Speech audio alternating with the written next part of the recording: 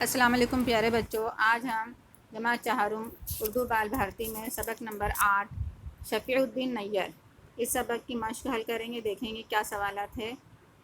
تو بچوں ہم دیکھتے ہیں سب سے پہلے اس میں ہے شفیع الدین نیّر میں مشکل الفاظ کے معنی کیا لکھا ہوا ہے بچوں۔ قصبہ مطلب ہوتا ہے دیہات، کتابت مطلب ہوتا ہے خوش خط لکھنا، اچھی رائٹنگ میں لکھنا، وظیفہ کا مطلب ہوتا ہے سرکاری نوکری ختم کرنے کے بعد ملنے والی ماہانہ رقم، جو رقم ہوتی ہے اس کو وظیفہ کہتے ہیں۔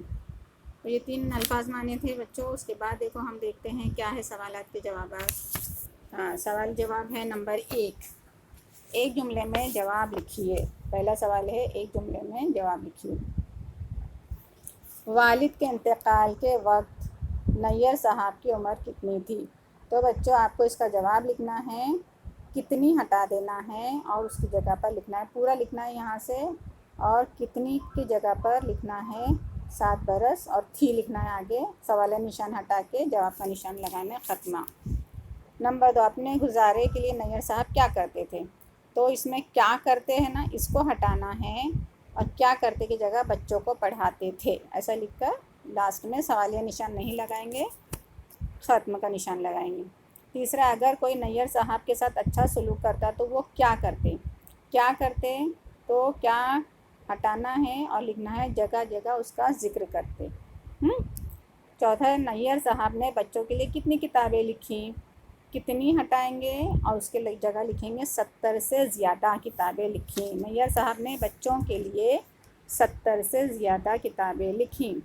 نمبر 5 سوال ہے، نیّر صاحب کی زندگی کے حالات سے کیا معلوم ہوتا ہے؟ تو بچوں ہم کو نا اس کا پورا لکھنا پڑے گا کہ نیّر صاحب کی زندگی کے حالات سے معلوم ہوتا ہے، ایسا پورا یہاں تک لکھیں گے، کیا ہٹا دیں گے، اگر محنت اور لگن سے علم حاصل کرے تو ایک اچھا اور کامیاب انسان بن سکتے ہیں۔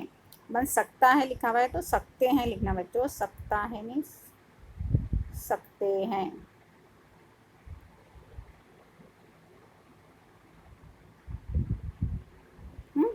تو یہ ہو گئے 5 سوال جواب۔ اس کے بعد اور ہے ایک چھٹا ہے، نیّر صاحب کا انتقال کب ہوا؟ نہیں، کب اور کہاں ہوا؟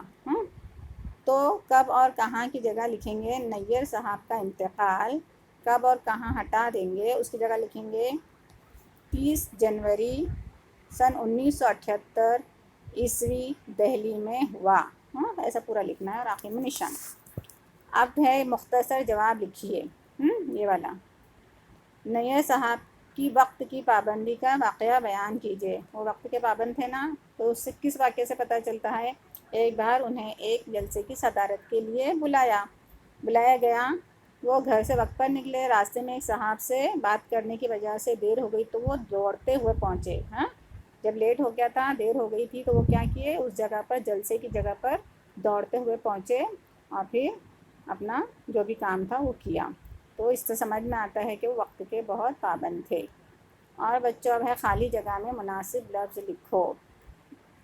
تو پہلا ہے ایک بہت پیاری نظم ڈیش تم نے پڑھی ہے، تو ڈیش میں لکھیں گے باقی سیر، یہاں سے دیکھ کے لکھیں گے باقی سیر۔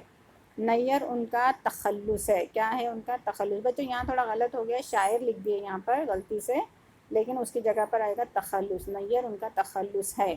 دہلی میں رہ کر نیّر صاحب نے کیا سیکھی تھی؟ خالی جگہ ہے تو خالی جگہ میں آئے گا کتابت سیکھی تھی۔ ادھر رہ بھی تھوڑا غلط ہوا ہے، تو رہ کو رے اور ہے رہ ہوگا، رہ کر نیّر صاحب نے کتابت سیکھی۔ اب بچوں ہے لکھے کہ ذیل کے جملے صحیح ہے یا غلط۔ تو نمبر 1 ہے، نظم لب پہ آتی ہے دعا نیّر صاحب کی لکھی ہوئی ہے، تو یہ جملہ جو ہے غلط ہے، یہ غلط ہے۔ نیّر صاحب کا پورا نام شفیع الدین تھا، یہ صحیح جملہ ہے۔ امام صاحب نے انہیں علی گڑھ کے ایک اچھے اسکول میں داخل کرایا، یہ بھی جملہ غلط ہے۔ اور نمبر 4 ہے، وہ دہلی کے ایک اسکول میں مدرس ہو گئے، مطلب پڑھانے لگے، استاد ہو گئے، یہ جملہ صحیح ہے۔